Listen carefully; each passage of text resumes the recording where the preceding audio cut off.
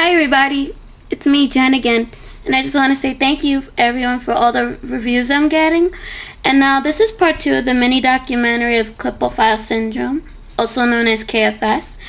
And as I mentioned before, that now I'm going to explain things how KFS has affected me personally with this deformity and how I've overcame certain other problems that comes along with KFS. So when I mentioned before about how KFS affects certain even digits of the hand, because when I was 1 year old I had a surgery that was called the polarization of the index finger, and I'm just going to explain that right now. That they took the thumb, because when I was born the thumb was just dead, nothing wasn't working, so they took the thumb, removed it, and placed my index finger as the thumb. So I'm going to show you how that really looks on my hand right now. See? I'm able to move them all independently, and this one's my thumb. As you can see that the scar comes all the way around here, and also from here around, and goes up to where my middle finger is, right there. So that's how long this scar goes.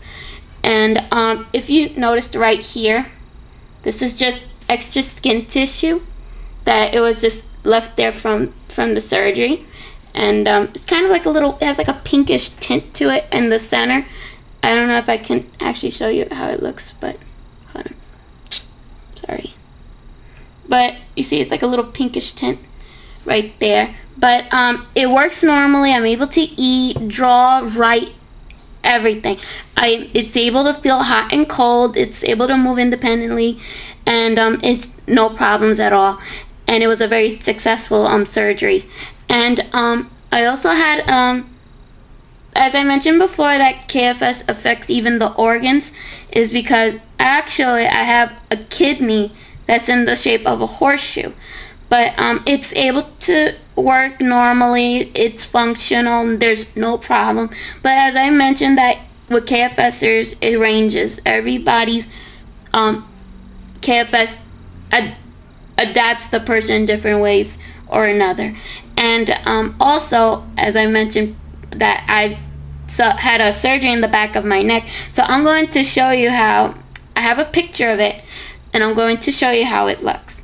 And I'm going to explain why they did the surgery, especially since it was in a way life-threatening for me. So I'm just going to show you right now. So give me a second. Hold on. If it gets a little dark, sorry. Okay. Sorry for all the movement. Okay.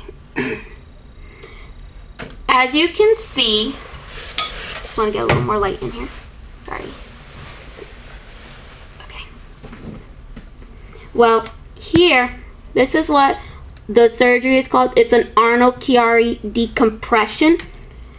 And as you can see, it goes kind of past where my neck is. And it goes all the way up to right here in this section right here. They did have to break a little bit of the skull because with Arnold-Chiari, it's when the brain stem is slowly sinking into the spinal cord, and that is technically choking the brain stem, which is sending shocks throughout the body, especially in the shoulder region. Especially when I used to sneeze, I would get a sharp pain within both of my shoulders. So it was kind of like an alarm for the doctors, because for my sake, I could have been like one day walking, and the next thing I would have known that I could have fallen and I wouldn't have gotten up. And fortunately, this was actually this is a surgery that I had when I was 13 years old, and I took this picture when I was 18. So as you can see that it's kind of long, but the surgery was a great success, and I was able to actually get out of the hospital within a total of 2 days. But don't get me wrong, I did need a little therapy since it was causing spasms within my shoulder areas. Since remember now, when you have a surgery, they're opening them, muscle. So really this does get weaker after surgery. So I did need to require a little bit of physical therapy. But now everything's normal. I don't have the pain like I used to do, like I used to get also. And really everything was great. But Arnold Chiari is affiliated with the deformity of Klippel-Feil syndrome. So let me just turn around. Give me a second. Okay.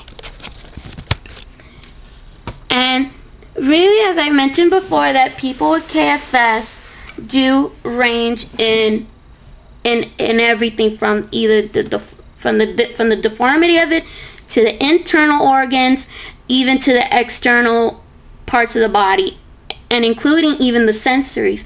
Because I have met another woman with KFS, and she was with a relative, and the relative explained to me that since her KFS is a little progressive than mine, as you know, I have only 2 of the cervical vertebrae connected, but hers was a little more progressive than mine, and it caused her to be deaf. So really, KFS ranges with everybody. No KFSer is ever the same.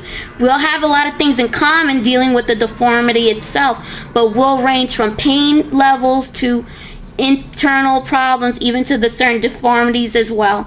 So really, I just hope that this mini documentary was informative about this rare deformity called Klippel-Feil syndrome, known as KFS. And really, it was just a pleasure just informing everyone about this rare deformity. And if anybody has questions regarding this rare deformity, ask away. I won't mind answering.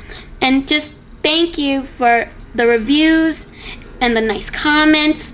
And I hope to do another one regarding how KFS has affected me with people around me, and certain, even in my community or anywhere I go.